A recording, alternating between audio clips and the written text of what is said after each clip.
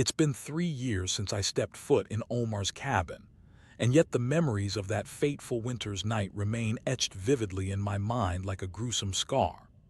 As I sit here now, surrounded by the faint glow of candles and the musty scent of aged books, I find myself lost in the labyrinthine corridors of my own sanity.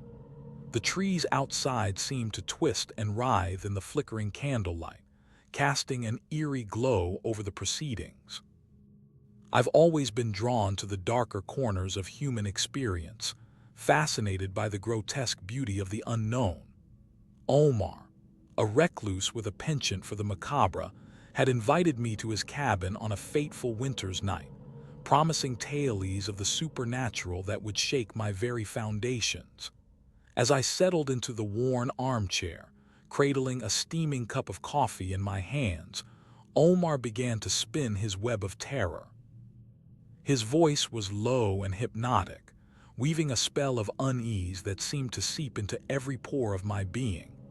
The wind howled outside, its mournful sighs echoing through the darkness like a chorus of lost souls.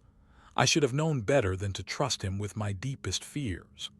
But as the night wore on, I found myself enthralled by his tales of ghostly encounters and cursed landscapes. The shadows danced upon the walls like living things, as Omar's words conjured images that defied explanation. In the end, it was not the darkness outside that proved to be the greatest terror, but the terrors that lurked within my own mind. And I am left to wonder, what horrors will we uncover on this dark winter's night? As the hours ticked by, the darkness outside seemed to press in on us from all sides.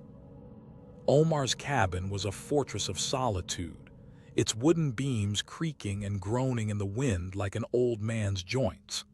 The only sound I could hear was the soft crunch of snow beneath my boots as I paced back and forth in front of the fireplace.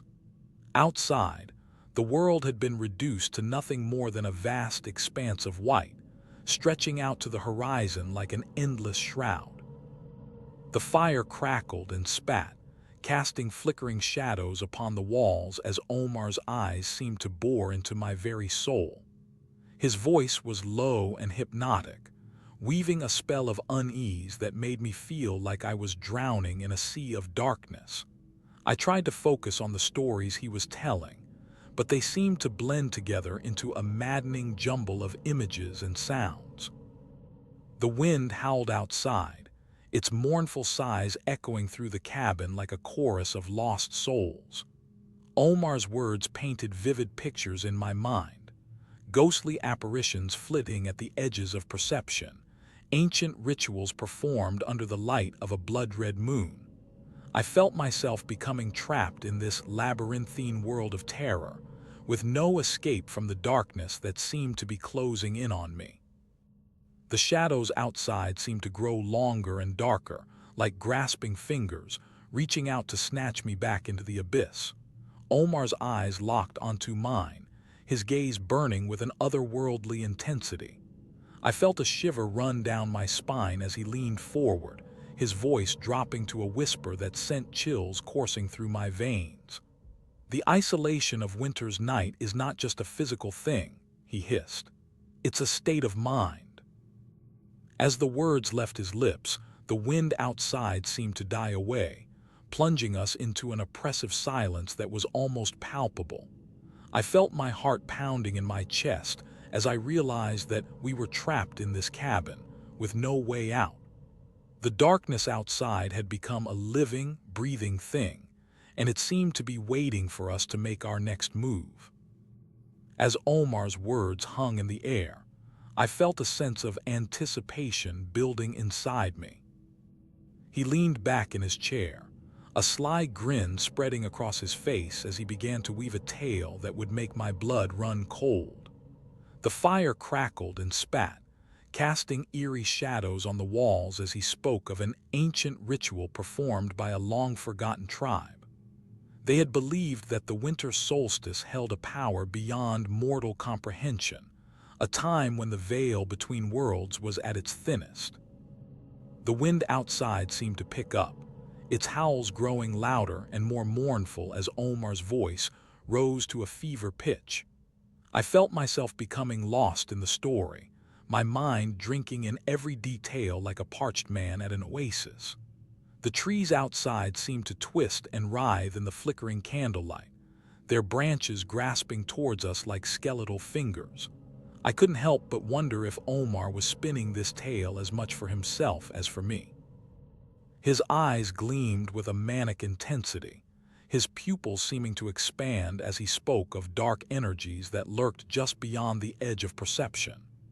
The air inside the cabin grew colder, heavy with an unseen presence that made my skin crawl. I began to feel like I was trapped in some sort of twisted dream, where reality and fantasy blurred into one another. Omar's voice seemed to be drawing me under, pulling me down into a world of madness and terror from which there was no escape. I tried to interrupt him, to ask him if he was okay, but my words caught in my throat like a dry leaf. He just kept talking, his voice building to a crescendo that left me breathless and shaken. The wind outside seemed to be joining in, its howls growing louder and more urgent as if it too were trying to warn us away from the darkness that lurked within. Omar's eyes locked onto mine once more, his gaze burning with an otherworldly intensity. "And then," he hissed, "they would summon the Shadow King." The words hung in the air like a challenge, daring me to ask what came next. I knew then that I was in over my head, trapped in a web of terror from which there was no escape. As the night wore on, the wind outside began to take on a life of its own. It whispered secrets in my ear, its gentle caress sending shivers down my spine.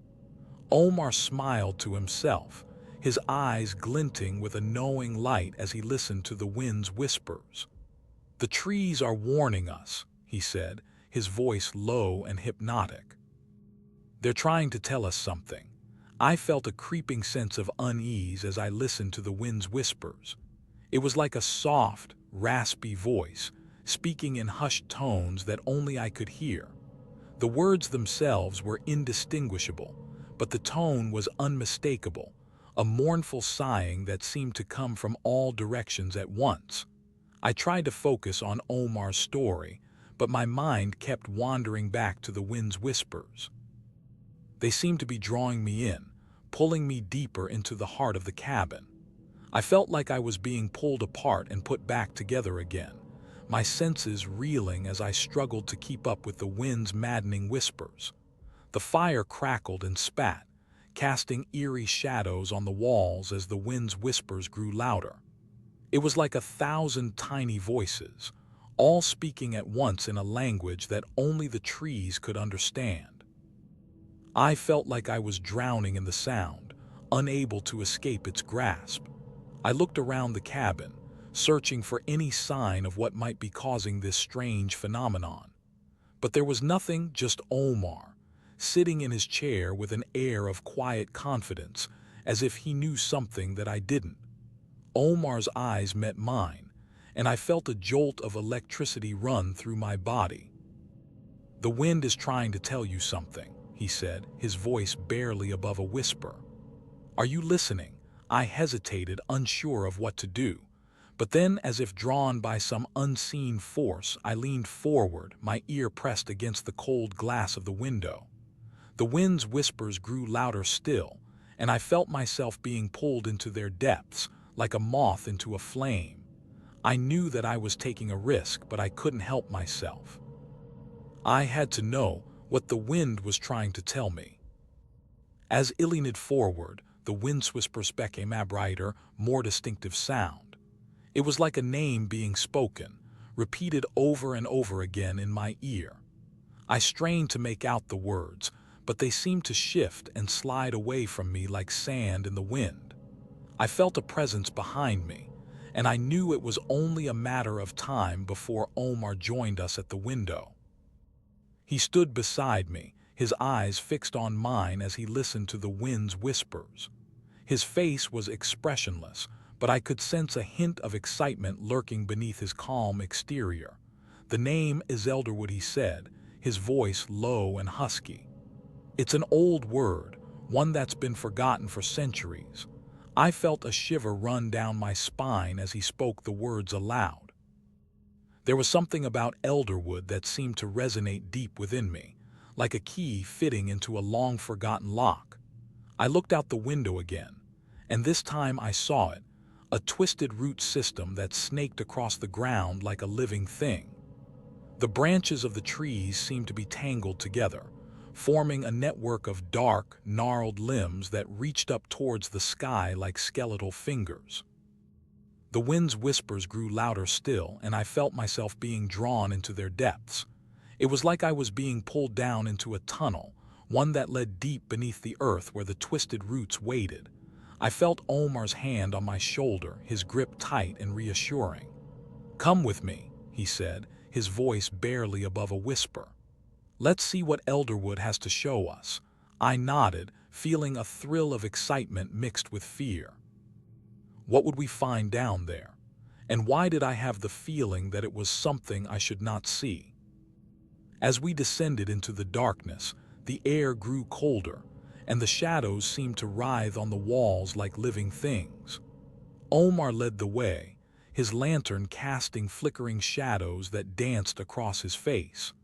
I followed closely behind him, my heart pounding in my chest as I struggled to keep up with the twisting tunnel. The wind's whispers had grown louder still, a constant presence that filled my ears and made it hard to think. Suddenly, Omar stopped dead in his tracks, his head cocked to one side as he listened intently. I froze beside him, my heart pounding in my chest as we waited for whatever was waiting us to make its move. And then, without warning, a figure materialized out of the darkness. It was tall and gaunt, with eyes that glowed like embers from a long-dead fire. The wind's whispers ceased abruptly, replaced by an oppressive silence that hung in the air like a physical presence.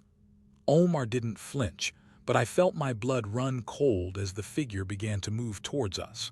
Its pace was slow and deliberate, its eyes fixed on me with a malevolent glare. I tried to speak, to call out for help, but my voice was frozen in my throat. The figure drew closer, its presence suffocating until I could feel its icy breath on the back of my neck. And then, just as suddenly as it had appeared, the figure vanished. The silence was oppressive, heavy with unspoken threats and menace. Omar turned to me, his eyes glinting with a knowing light in the dark. "We're not alone down here," he said, his voice low and husky. "There are things that live in the darkness, things that don't take kindly to strangers." As we continued deeper into the forest, the shadows seemed to grow longer and darker. I couldn't shake the feeling that we were being watched, that unseen eyes were trained on us from the trees themselves. Omar led the way, his lantern casting eerie silhouettes on the trunks of the trees. The wind rustled through the leaves, creating an unsettling whispering sound that made my skin crawl. I tried to focus on the path ahead, but I couldn't help sneaking glances over my shoulder. Every now and then, I thought I saw something moving out of the corner of my eye, a branch twitching, a leaf rustling, a shadow darting across the trunk of a tree. But whenever I turned to look, there was nothing. I began to feel like I was losing my grip on reality. The trees seemed to be closing in around us, their branches tangling together above our heads like skeletal fingers. Omar didn't seem to notice anything out of the ordinary, but I knew that he was watching me, studying my reactions as if trying to gauge my sanity. I took a deep breath and tried to calm myself down. We had to keep moving. We couldn't afford to get distracted by our fears. But every step felt like a betrayal, as if I was deliberately inviting the shadows to come closer. And then, without warning, the trees seemed to fall silent. The wind died, the leaves stopped whispering, and an oppressive stillness fell over the forest. It was as if the very presence of the trees had sucked all the sound out of the air. I felt a shiver run down my spine as I realized that we were not alone in the forest. Something was watching us, waiting for us to make our next move. As we finally emerged from the depths of the forest, I felt a wave of relief wash over me.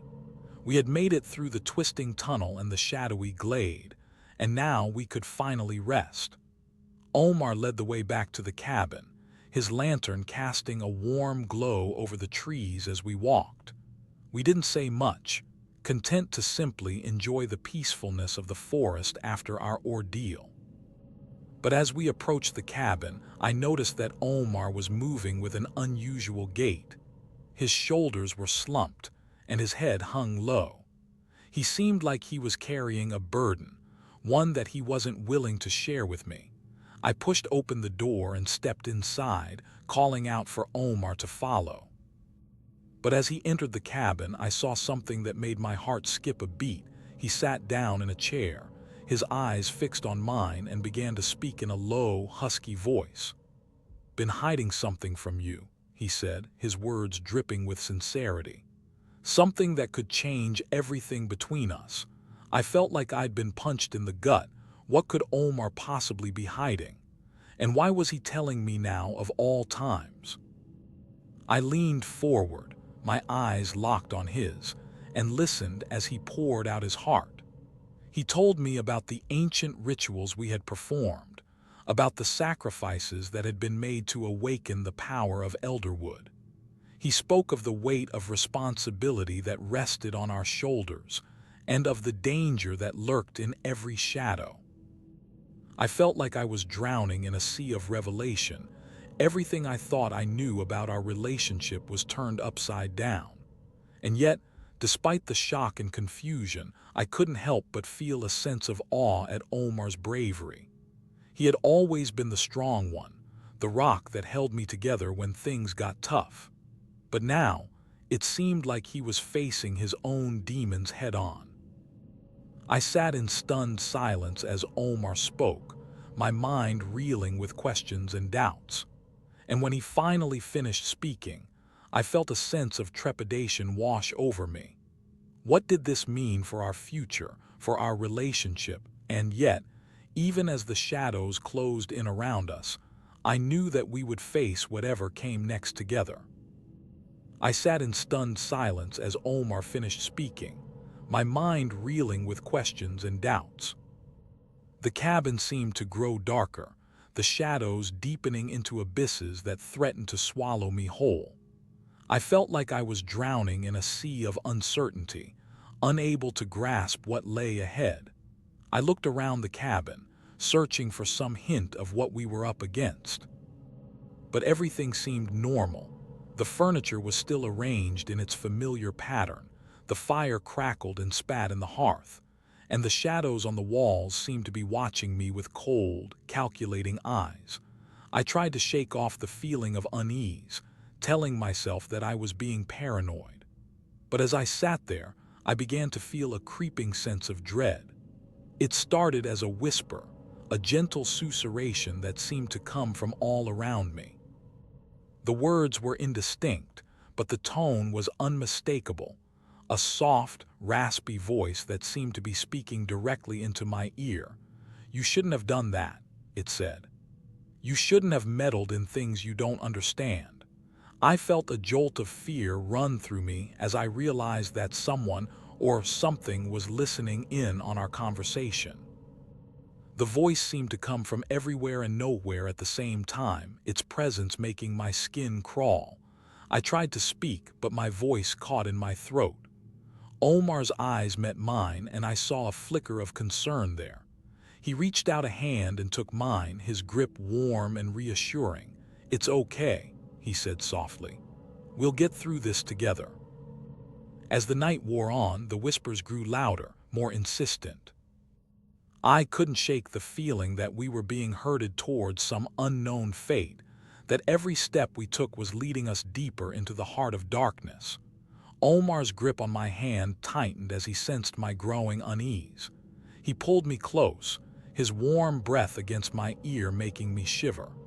"We'll get through this," he whispered, his voice a steady presence in the chaos around us. but even his words couldn't dispel the creeping sense of dread that was taking hold of me. The fire in the hearth seemed to flicker and dance with an otherworldly energy, casting eerie shadows on the walls. I felt like we were trapped in some nightmare from which we might never awaken. And then, just as suddenly as it had started, everything went silent. The whispers ceased, the wind died down, and an oppressive stillness fell over the cabin. It was as if the very world itself was holding its breath, waiting for something to happen next. I tried to speak, but my voice caught in my throat. Omar's eyes met mine, and I saw a flicker of fear there that made me realize we were both thinking the same thing. We were not alone. The darkness outside seemed to be coalescing into something tangible, something that was going to come for us soon. And then, just as I was starting to think things couldn't get any worse, I heard the sound of footsteps outside. Heavy, deliberate footsteps that came from all around us, making it impossible to tell where they were coming from or who, or what was making them. I froze, my heart pounding in my chest like a drum. Omar's grip on my hand tightened as he pulled me close, his eyes scanning the darkness for any sign of movement. The fire crackled and spat, casting eerie shadows on the walls as we waited for whatever was coming our way to arrive. As the footsteps grew louder and closer, I felt like I was losing my grip on reality. The world around me began to blur and distort, like a painting smeared by wet paint. Omar's face seemed to stretch and contort, his eyes taking on an otherworldly glow that made me shiver. The fire in the hearth seemed to pulse with a life of its own, casting eerie shadows on the walls that danced and twisted like living things. I tried to speak, but my voice was drowned out by the sound of the footsteps. They were getting closer, and I could feel the vibrations of their approach through the floorboards beneath me. Omar's grip on my hand tightened, his fingers digging into mine with a desperate intensity. We were trapped in some kind of nightmare from which we might never awaken. The world was melting away around us, like wax in a furnace. I saw things that couldn't be explained, shadowy figures darting around the edges of our vision, ghostly apparitions flitting across the walls. I heard whispers in my ear, soft and raspy voices that seemed to be coming from all directions at once. "You shouldn't have come here," they hissed. "You shouldn't have meddled with forces you don't understand." I tried to shake off the feeling of unease, but it was no use. The world had gone mad and I was trapped in its maelstrom. Omar's eyes met mine, and for a moment I saw something there that made my blood run cold, a glimmer of recognition, a hint that he knew what was happening just as much as I did. But before we could do anything about it, the door burst open and a figure strode in, its presence filling the room like a dark cloud. The figure that strode in was unlike anything I had ever seen before. Its body seemed to be twisted and distorted, like a reflection in a funhouse mirror. Its face was a mask of pure malevolence, with eyes that burned with an otherworldly energy. Omar's grip on my hand tightened as the figure approached us, its presence seeming to fill the room with an unspeakable horror. "Welcome," it said, its voice like a rusty gate scraping against concrete. "I've been waiting for you." The words seemed to echo through the cabin, making me feel like I was drowning in a sea of madness. The world around me had gone completely surreal, and I couldn't tell what was real and what wasn't.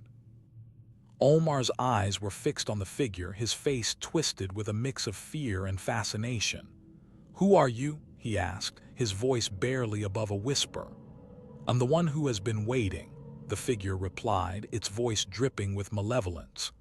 "The one who has been guiding you on your journey." As it spoke, the cabin seemed to begin to distort and twist around us, like a reflection in a broken mirror. The walls seemed to melt away, revealing a realm of twisted, nightmarish landscapes that stretched out as far as the eye could see. I felt myself being pulled towards the figure, drawn into its vortex of madness like a moth to flame. I tried to resist, but it was no use. The figure reached out and touched my face, and suddenly I was flooded with visions of ancient rituals and forbidden knowledge. I saw the secrets of the universe unfolding before me like a twisted tapestry, and I knew that I would never be able to escape the madness that had been unleashed within me.